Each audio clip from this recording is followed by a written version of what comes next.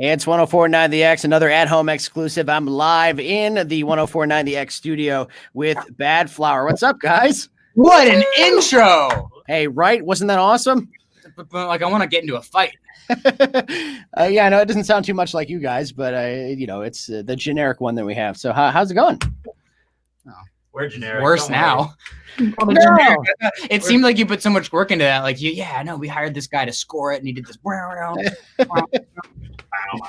Well, if you would rather it be that way, I could say that's how we did it. Just lie.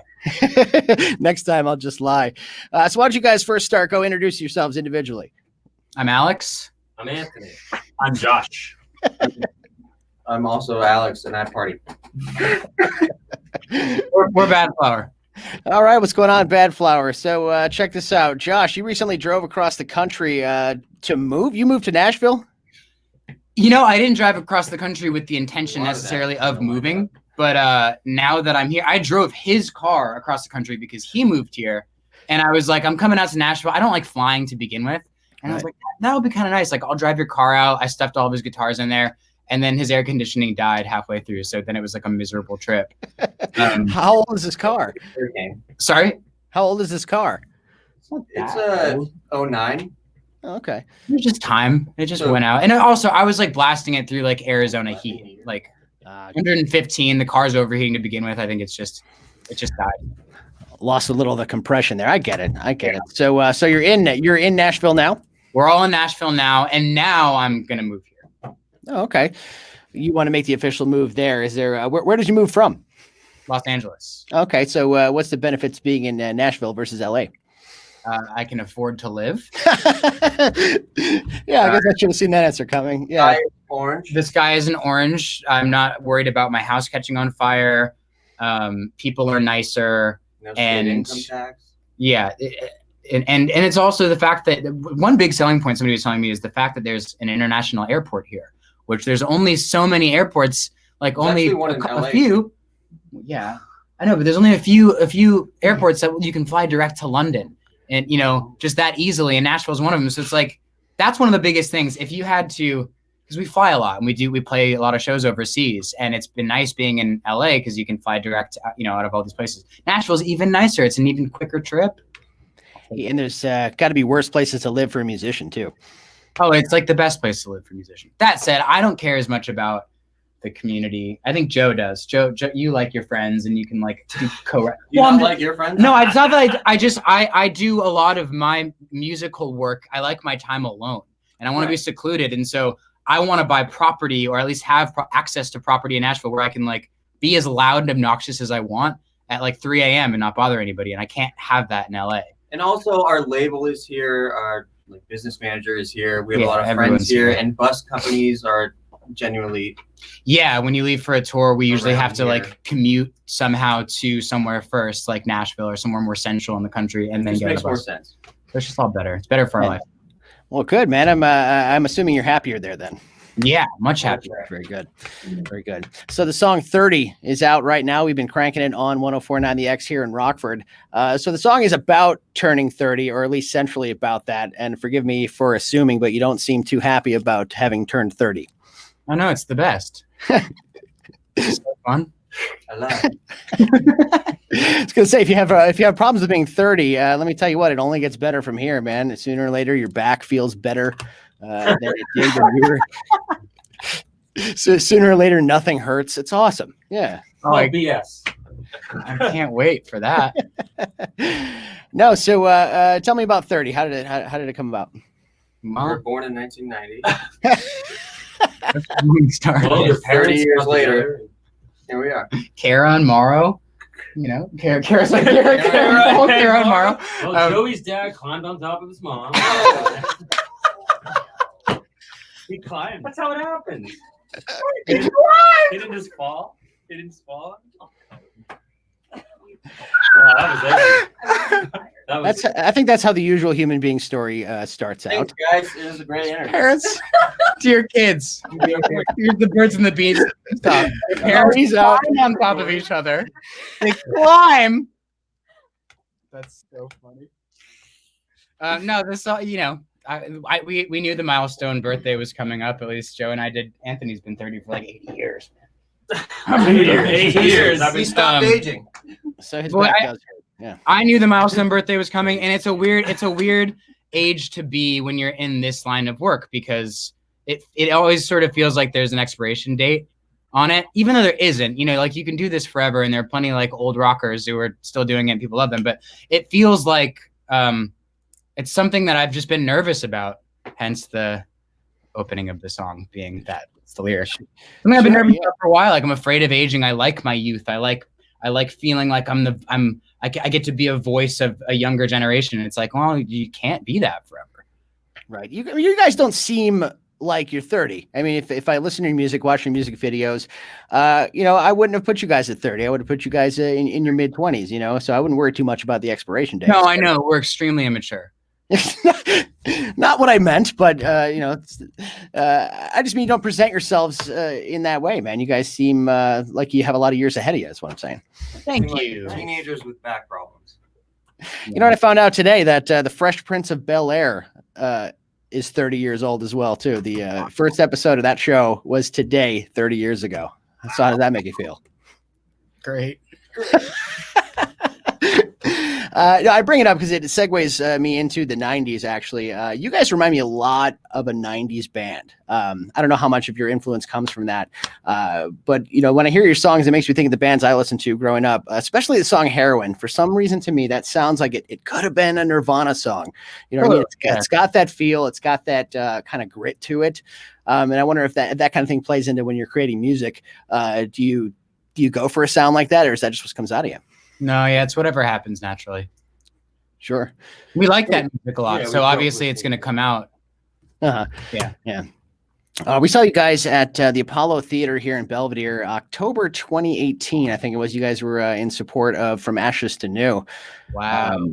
And we kind of wish you'd come back because, that was an awesome show.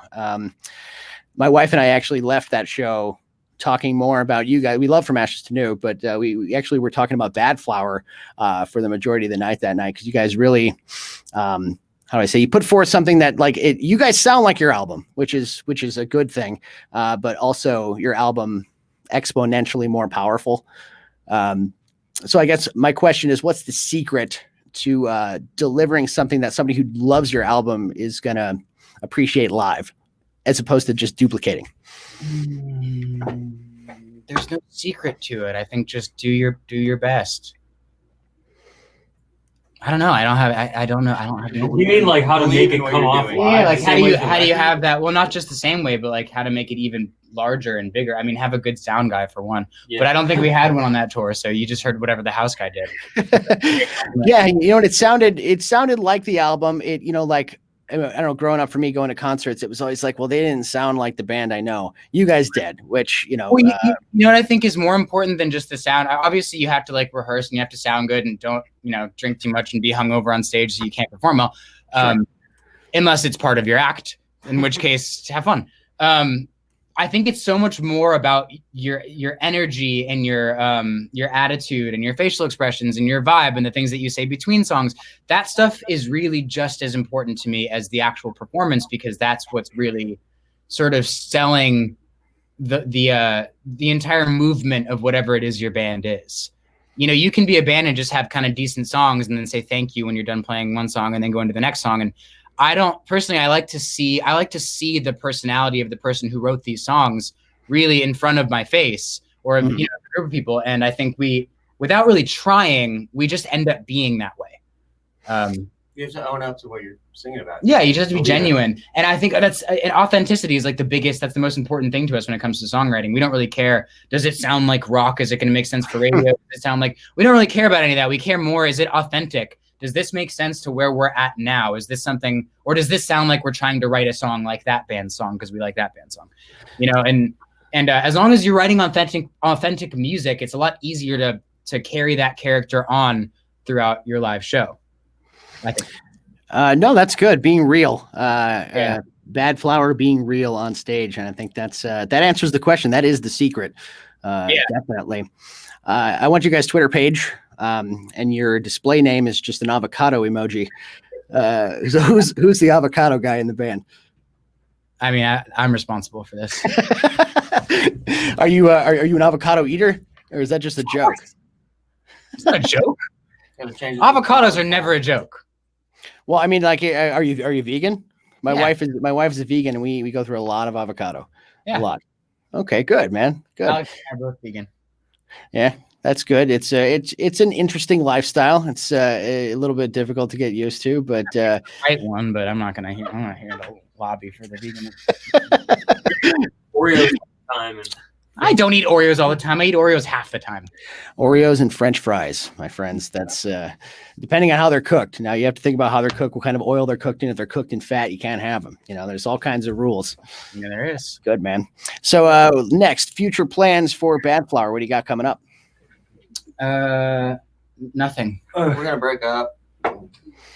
Are we witnessing the live breakup of Badflower? Yeah. At Home X-Clusive right now. And, Joe's dad once climbing COVID's on over, his we're wall. gonna reunite. It's gonna be awesome. Yeah, the reunion tour is coming up soon. Oh, good. I like We're that. gonna go on an indefinite hiatus from this point on. So, you recorded 30. You put 30 out. Is there an album attached to that eventually? There will be, probably, maybe. I don't know. I don't know. It's everything is up in the air at this point. We could literally do whatever we want. We've had lots of conversations on how we want things to roll out. Like if the world went back to normal tomorrow, I think I'd feel a lot more confident saying, yes, we're working on an album. It's going to be an album. But because we don't know how long things are going to be delayed for, the version of how we release music and like the media might shift a little bit. Right. And I think even before COVID, it was in kind of a shift already, you know, the way people receive music, the way people get their music, you can go to YouTube right now and listen to a Badflower song if you want to, you know. Right, exactly. So, I mean, you didn't need COVID to throw that off. So, I mean, how is COVID changing the way you're thinking creatively? It's making us more depressed, Which is good for our music. which is making the songs better. Yeah, I mean, that means every song you write is going to relate directly to everybody in the world. Cause I think we're all pretty, we're all down that road right now. We're all feeling kind of dark, you know, we're waiting for that music. Yeah. I wish that, I mean, it would be nice to feel like we were writing something or writing things that would make things better for people, but we're just not that band. Right. We just make things worse. We just highlight all the worst parts about what's happening right now so people can be like, damn, he's right. Damn, it is really- I mean, you could say it's making it worse, but really it's just, you know, relatability is important, whether it's positive or negative, you know. It's true. If I'm feeling crappy, it you know, makes me feel better to listen to a song by a guy who also feels crappy. You know what I mean? It's just like, I'm on this guy's level, you know? So, I mean, right, but it's a specific type of person, I feel like, that does relate to that rather than the type of person who wants like a big Katy Perry smash, you know, like, and now we all feel, it's an uplifting, you know, we're probably never going to be that band. Maybe one day we will be. You guys, have you guys heard any dance remixes of any of your songs? Has anybody done that? There's been some, like, not like official ones, but people have done some wonky stuff on YouTube, and we do it. Like they do mashups of our songs. Everything. Yeah, Sure. we're always looking stuff up. Like anyone who ever does a cover of our songs and puts it on YouTube, like we'll always watch it. Do you critique it? I mean, behind No, closed doors. not at all. Never. no, it's They're all amazing. they're all perfect. No, we do. Of course we do. Like there's ones that we really love. Like we've reposted some of them. We're not dicks. Oh, right. Yeah. I suppose that's not what I meant, but like, I guess I meant, do you ever comment? Do you ever say like, dude, that was pretty killer? Oh yeah, totally. Yeah. Yeah. Okay. Yeah. I guess I didn't. When you said critique, I thought you meant like, you guys like pass it around and like, look at this. Dude, that was a C# minor, you asshole. Yeah. No, not like that. That's cool. So do you like when people do that? Does it kind of make you feel flattered? Give you the butterflies? All right, here's a question from a listener, if you don't mind. You got it. What was the background for the Jester, if any? The Jester was one of the oldest songs that we had that went on that album, and it was started to be written. I think I had to be like 18 or 19, and then it was like little bits of it were written throughout time, and then it was probably finished when we were 25. around then. I want to say, yeah, that's how old we were. And it was about the music industry at the time. It was about feeling like we were sort of felt like there were certain people who were starting to notice us and like they were going to take care of us. And then they didn't. And we had friends who were kind of successful in music and they all believed in us. And we had so much support, and yet it just never really worked. And it felt like people were just, they didn't care if we didn't have 1 million Instagram followers already, or, you know, all the social media stuff. It didn't matter how good your songs were. Weren't looking out. They weren't interested. And that's how that started. You know, I think about the song "Have a Cigar" by Pink Floyd, which to me just sounds like a dude in a suit talking to a band like, hey, we're going to be great pals. We're going to make this work for you. Come on in. Yeah, join the club, join the party. Welcome to the machine, you know. You know, as somebody who's not in the music business directly, I can't necessarily relate to that. But I feel like there's a lot of that sweet talking that goes on in the business and unfulfilled at the same time. I think there's less now than there used to be, though. Yeah. It used to be like that's how it functioned, and now so many bands and artists are so successful just being completely independent that sure. there's no room in the industry anymore for the fat man holding a cigar. Exactly. Yeah. Hey, since we're talking about music, thank you, Natasha, for the question, by the way. Let's do one more here. We talked about 30. We talked about the Jester. And, of course, I'm sure you can't go a whole interview without getting a song about this one. So let's just put it up. Lewis, what drove you to write Ghost? I was feeling that way. All the things I talked about in the song, I was feeling that way for a period of time. And then I just wanted to write about it. I wanted to write a really direct, detailed sort of fantasy or negative fantasy. I don't know what you'd call that. I've always said negative fantasy, but that's kind of what it is. I'm weird, man. Like I was thinking it a lot, and I just wanted to write it in that way. And then I did. And then I also thought, I was hesitant to show the band members the beginnings of it. Like I have this concept, it's really dark. And then I did. And then we all worked on it and we all liked it, but we were all still kind of afraid of it. And we were like, should we even show the record label this? The entire process throughout Ghost, during from its inception to the end, was always very should we do this? We were very careful, but ultimately, it ended up being way more successful than we thought it would be. And I think it again goes back to that relatability. A lot of people feel that way and don't feel like they can express it in the same way that you do, which is pretty directly. Yeah. So did you have a lot of people when you released that song? Did you have people that that you hadn't heard from reach out after you released that song and ask, hey, dude, are you okay? I heard your song. You have a lot of that. Yeah, I was like, thanks for asking now, dick. Yeah. now that it's the #1 song, you're like, hey man, I'm here for you. Shut up. No, I did. I family members and stuff, especially, were very concerned. And because I wasn't. My band members all knew how bad my situation was because we were on tour. It happened while we were on tour, and I just had panic attacks on stage every night, and I couldn't explain why or figure out why, and they just got worse and worse. And I, was self-medicating for a while with Xanax and whatever else I could find. I just was in a really messy spot. And then we got off tour, and I was so excited to be done with tour to make an album, and it didn't quite get better even then. And so that's kind of when the song started happening. Actually, the first song that was written was a song called X and X, it's kind of about the same stuff. It's about panic attacks, particularly panic attacks on stage. And that was more of an attempt to lighten the mood, sort of make fun of it rather than hitting it direct. And then I think it was X and X and Ghost were written back to back, and then 24. And then I started to feel better, and it was dumb songs like Girlfriend and whatever else. Hey, that's all right, man. I think a lot of people don't understand that, mental health problems, you say get better, but do they? You know what I mean? I don't think a lot of people realize that they don't necessarily get better. They only feel better for now, and it can always come back, Well, yeah, it can always come back. But the thing is, they do get better. They just don't always, the problems getting better don't always line up with the life events that you expect them to line up with. And so in my head, it was, I'm feeling this way because I don't like being away from my dog. I don't like being on tour. I feel on edge. We were also not in a bus. There was nothing comfortable. We were sleeping in vans. It was that life. And I was like, as soon as we're off tour, I'm going to feel so much better. And then I didn't. And then it was like, now I'm really scared because now I just feel like I'm stuck in this hell forever in my own head. But then it does get better. Then it gets completely better. It gets so much better that you forget that you ever had that problem. Right. And then it may get worse again, not lining up with the life events you would expect to. Like you get fired from your job or something horrible happens. You're like, nope, I'm still good. And then something good happens and now you're depressed. Like sometimes it just feels like there's random reasons for it, but it always will get better at some point. Is it therapeutic for you to play those songs live to really feel what you were feeling and kind of, address those feelings? Yeah, totally. It's more therapeutic to see other people's reactions to it while it's being played. Sure.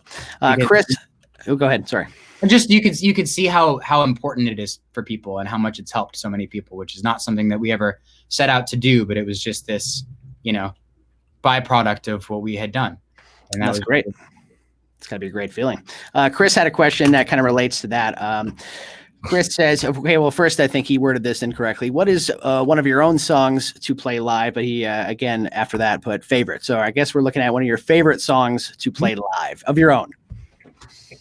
What do you guys got? X and X or the Jester for me. Those are a lot of fun. X and X for sure. I'll just be different and say Die just because it's so heavy. So I like that's different. I like playing the Jester a lot too. I also like Promise Me. Yeah, I like playing Promise. Promise Me is fun, which used to be my least favorite because it was one of my favorite songs in the album, but I never felt like I was comfortable doing it live. Like I felt like I couldn't sing it right, and it took like half the tour for myself to start like, okay, now I got it. I got the muscle memory and the throat, and I understand. Right. So when you record a song, do you think about that? Like, am I going to be able to recreate this in a live situation? We think about it usually too late. Too late in it. We're like, this song is so good. And then we're like, wait, what are we going to do? That? Yeah. But we don't let that stop us from doing what we want to do in the studio. I think it would be a mistake to do that. I think it's better to just get the song because that's going to live on forever. The live show is temporary. The recorded material lives forever. And so even if we can't recreate it perfectly, it's worth doing whatever needs to be done. Right. So if you think about, like bands like STP, they have they're a one guitar player band. They record like 7 guitar parts going at once in a song, so like that's got to be a little intimidating. Like, okay, so am I going to be able to play, of a hybrid of these 2 guitar parts, even though we recorded, we've got 2 guitar players in the band recorded 4 guitars, right. So there's got to be, it's got to be a pretty intimidating process, I'd imagine. Put in the track. You say put in the track? Yes, put in the track. It's fine. Right. There you go. No shame. I like that. No shame. So yeah, you're the 5th member. It's you playing it, right? What's that? It's still you playing the track if you put in the track. Yeah, sure. I just played it years ago. Stage. You just don't gotta pay another person. Yeah. There you go. I like that. Yeah. Why have 3 guitar players? Right. Exactly. Yeah. Imagine how much money Eric Clapton would make if he used tracks. He's got like 5 ladies singing backup vocals. Put it in the track. Just do holograms of the background people, and then the audio's in the track. You gotta pay the hologram guy. Yeah, but one hologram guy, you pay him one time, and then pay him the price of 2 musicians. Yeah. There's a lot of hologram people now, so you could technically have the classic people in your band. If you want a Dio in your band right now, you could hire Dio to be your second vocalist, in Badflower. How would it sound if Dio sang heroin? Oh, I can't do it. And how would that sound? Can any of you demonstrate? You have to put your fist up like. Yes, you've got the hair for it. No. No? Yes. All right, he shut that down right away. He straight up said no.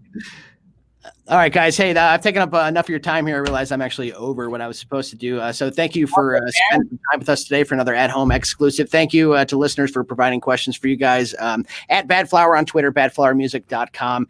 You can hear 30 every day on 104.9 The X. Guys, thanks so much for joining us. Thank you for playing our song. Thank you. Hey, you're welcome, man. We're happy to.